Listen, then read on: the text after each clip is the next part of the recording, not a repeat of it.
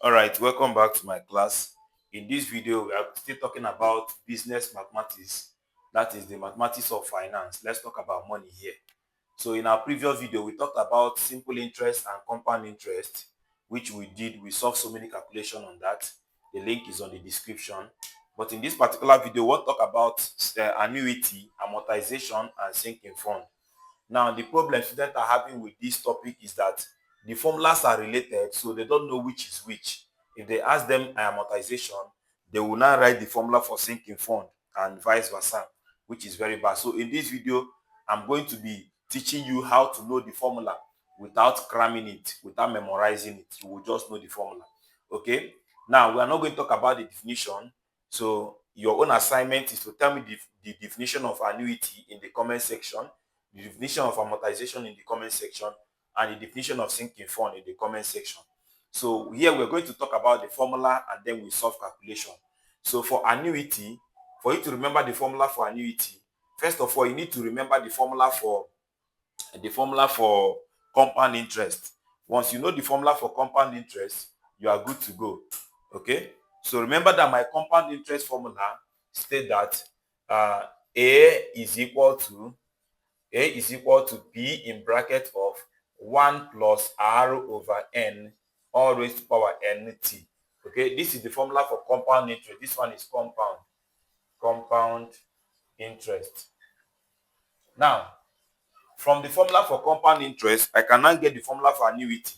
The only difference here is that in compound interest, this A is called the what? The future value, while the P here is called the present value. Okay, but in annuity, the formula for future value is totally different from the formula for present value. All right, so now to get the formula for the present value, let's get the one for present value. The present value of annuity is equal to, the only thing here is just shift this one a little bit. If you write, instead of writing P, we call it PMT in this case. If you call it PMT, you open a big bracket and write 1 minus, before you now write the remaining one, just 1 minus, then 1 plus R over N raised to power what? NT. Then everything divided by the same thing here, the same R over N. Okay, as simple as that. So if I can remember the formula for compound interest, just shift this one, call this one PMT, and shift it a little bit and put 1 minus before you now repeat the rest. As simple as that. Now, but the only problem here is that if I do 1 plus anything and then say 1 minus that same thing, it's going to give me a negative answer, and we don't want a negative answer. So that is why we put negative on top here. So there is minus here. Okay, with this minus here, this will give me something that is less than 1. So that if I say 1 minus that, I will not get a negative answer. So please, students, always forget that there is negative here. Only in the present value. There is no negative in the future value. So it's only in the present value. Why? Because if I leave it that way, it's going to give me a negative, and we don't want that negative. Please take note of that. So let's write out what the parameters are. The present value here, the PV here is called the present value. The present value. Now, you should take note that the PMT of the present value of annuity is what we call amortization. So you don't need to start writing the formula for amortization and cramming it on your head. All you need is this one. If they ask you amortization, just write this one and find the PMT. So the PMT here is what we call the amortization. Amortization. Okay? Yes. So now our arrow, our arrow is always the rate. This is the rate, always measured either in percentage or in decimal. Okay? So the next one is your N. Your N is what? The number of compounding per day, per year. The number of compounded per year. So how many times did they compound it? If they say it is compounded monthly, N is 12. If it's compounded semi-annually, N is 2. If it's compounded quarterly, N is 4. So that is that. So the next one is your T. Your T is the time. And the time must always be in years, please. It must always be in years. So is there any other thing? 1, 2, 3, 4, 5. 1, 2, 3, 4, 5. Correct. Okay. So that means If we are asked to find amortization, we don't need another formula. All we need is the formula for annuity. So let us now write the formula for future value of annuity. The future value of annuity is, the only difference is just write this one first, carry this one here, swap this, that's all. And after swapping this, remove the minus. Very simple. Just swap this and remove the minus. You are done. So the present value is what? PMT. This one is PMT. In bracket of, I'm not writing one first, I'll write this one first. So I'm writing 1 plus R over N raised to power N T. Don't forget that I will remove the minus on top. So I'm having minus 1, then you close, divided by the same R over N. As simple as that. And then note that the PMT of the future value of annuity is what we call sinking fund. This is very simple something. You don't need to start writing formula for sinking fund. So if they ask you to find sinking fund, just write the future value of annuity and find your PMT. The PMT of future value of annuity is what we call sinking fund. So let me write the parameters. Why my FV is called what? The future value. The future value. And then the PMT in this case is called my sinking fund. My sinking fund. Okay? And then my, what again? My arrow does not change the rate. My arrow is the rate, always measured in percentage or decimal. Okay? So the next one is your time. Your T is your time. And then always measure the years. So then our N is number of compounded. Number of compounded per year. Okay? You see, as simple as that. So with this now, you have known the formula for annuity, amortization, and sinking fund. If this video is making sense to you and you're enjoying it, please drop a comment. Yes, drop a like, and then you share to your friends. So let us solve calculation to illustrate what we have already done. Okay? Let's solve calculation. So permit me to pause the video, write the question, come back. So let me pause the video. All right, so the question here said that what? Carl Lewis store borrowed $163,000 for expansion facilities and increased stocks. The loan was amortized over 12 months with payment of $14,209.28 a month. How much interest did the company pay on this loan? Now, this is amortization, but we are not going to be using amortization formula. Why? Because the rate is not here. So they did not give us the rate at which this money was borrowed. So we can just use normal mathematics to do that. Okay. Now, if you look at this, you see that the money he's borrowed is the principal.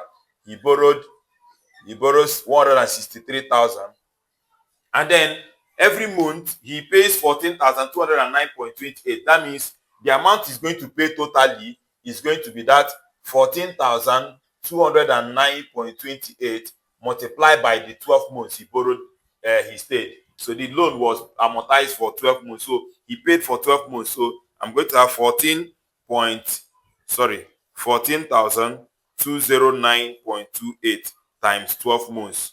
So this is going to be, this guy paid 170,511.36. Okay? So now you will now see that the interest he paid, it will now be what? The total amount he paid minus the principal. So which is what? 170,511.36 minus 163,000. So if you subtract 163,000, you will not get that the interest he paid is what? 7,511.36. As simple as that. Okay? So this one is a simple calculation. So permit me again to pause to write the next question, then we'll come back again. All right, welcome back. So the question here said that Henry Oko borrowed 50,000 to model the kitchen equipment and dining facilities. The loan was one and a half years at 8.5% interest, and the loan was amortized using quarterly payment. Compute the amount of each payment. Okay, solution. So let us get what we have. This is the amount he borrowed, which is our what? The present value. This is present because I told you that the present value of annuity is amortization. So even without being told safe, this is the amount he borrowed, which is the present value. So the present value here is what? 50,000 is the present value, and then the time here is 1.5 years. 1.5 means 1.5. Then the rate here is 8.5%. 8.5% is 8.5 over 100, which is 0.085. Okay, so the next thing here, that it was paid quarterly. So quarter payment means that any is what? 4, like I told you before. I think everything here is good. So the only thing I'm looking for now is our PMT. Our PMT is unknown. So let's write the formula for the present value of annuity.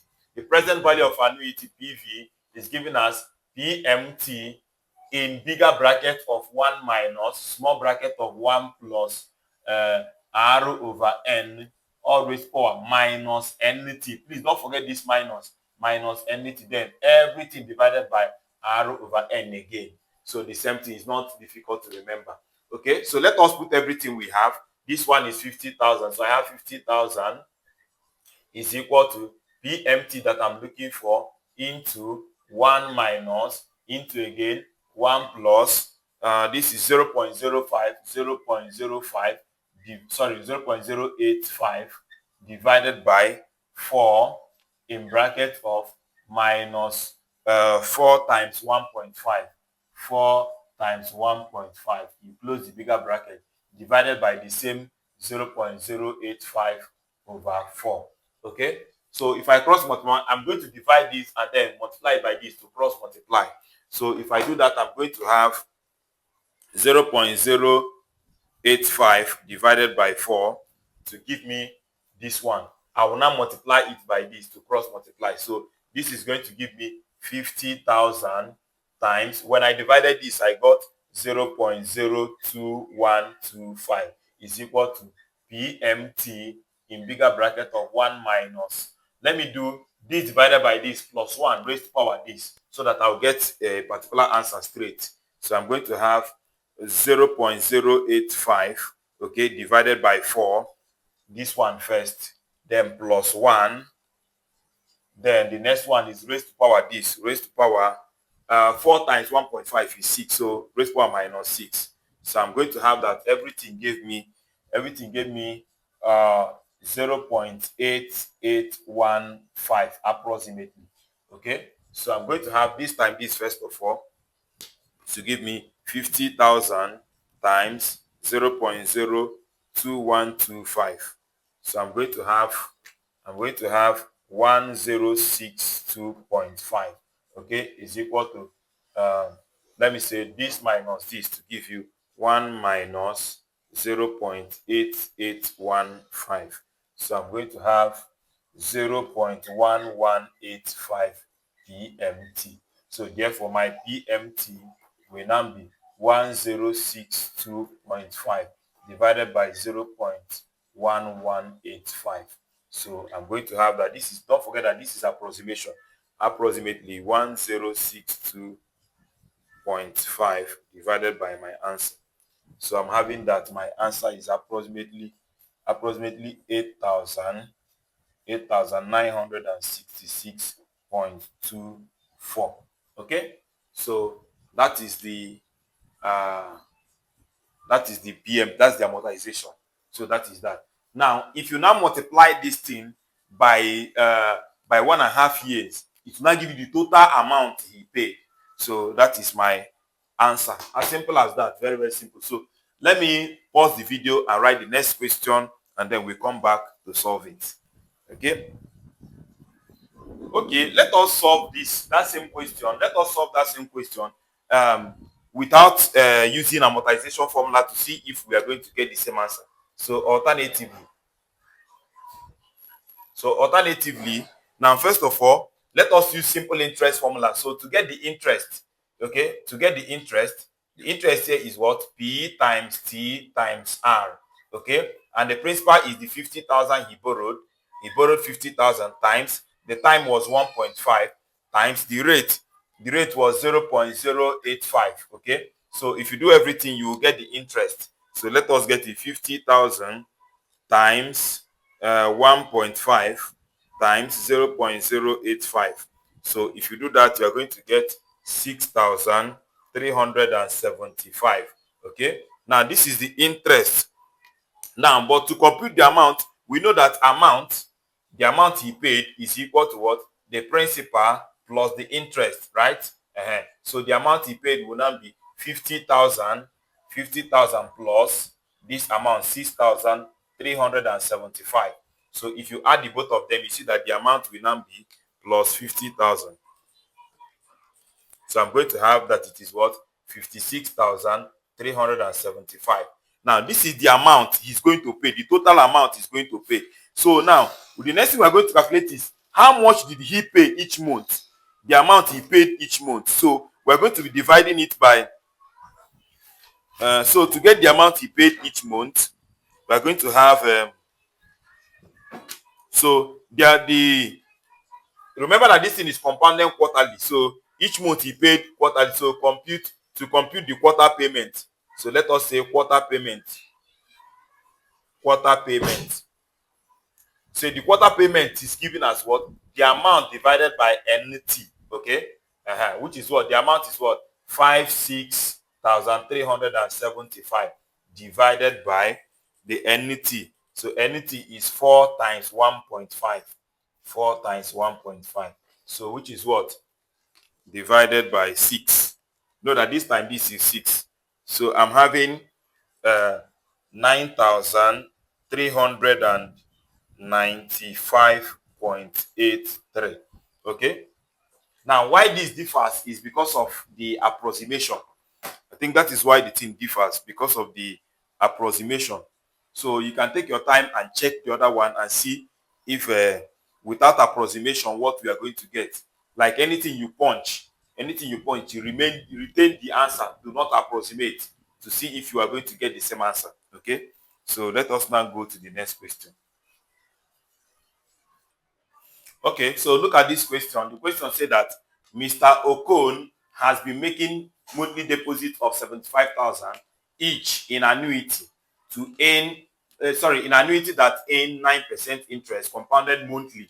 Then the answer said, how much will be in the fund after 20 years of deposit? Solution. Now, the amount is being deposited is our PMT here now. So because we are looking for the future value. So the future value is unknown.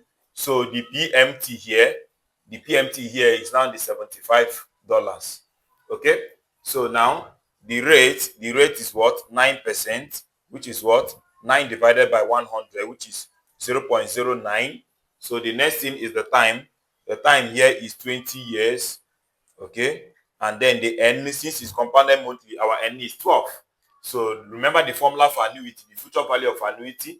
The future value of annuity is given as PMT, a bigger bracket of, remember that the other one is now coming in. So the one that is coming in first will now be 1 minus R over N raised to power NT. Remember that if this one comes first, that there will not be minus in the power. So minus 1, then you now close everybody divided by the same N over R.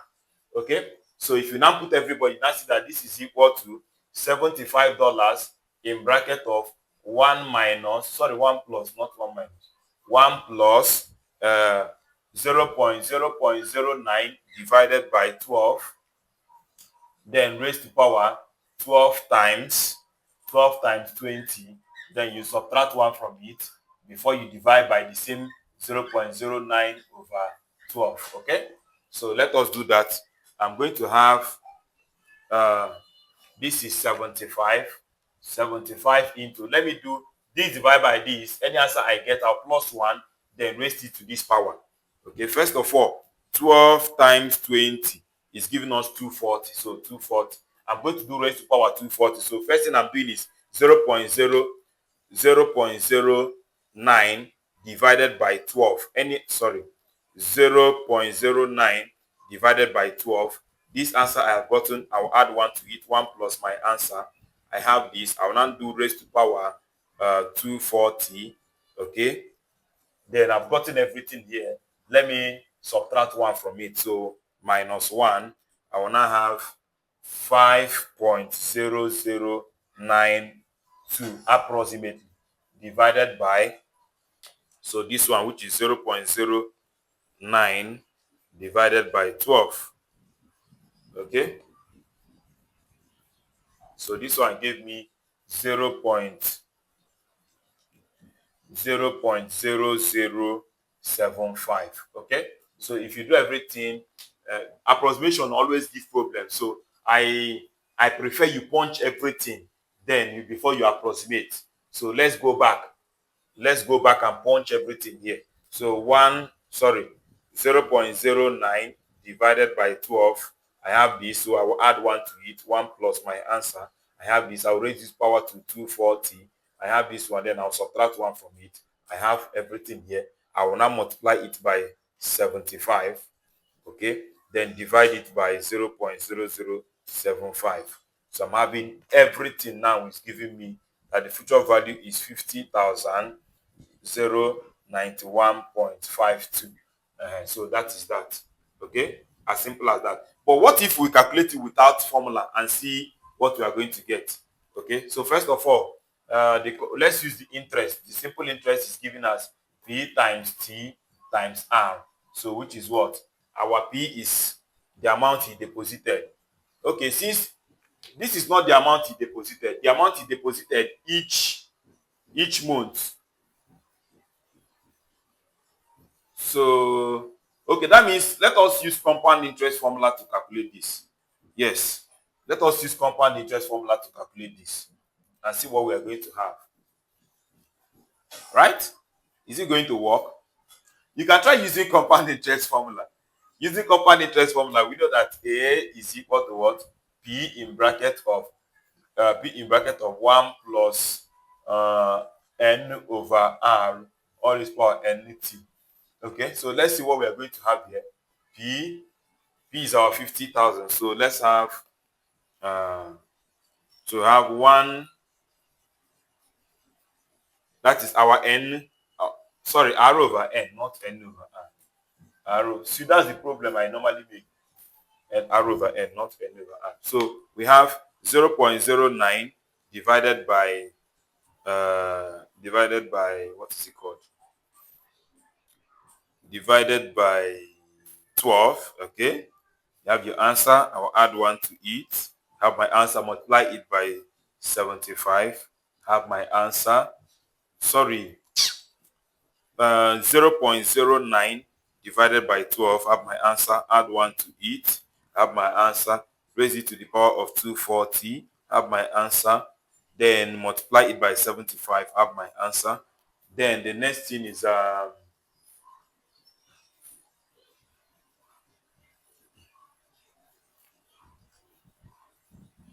don't think it's working at all. So I beg.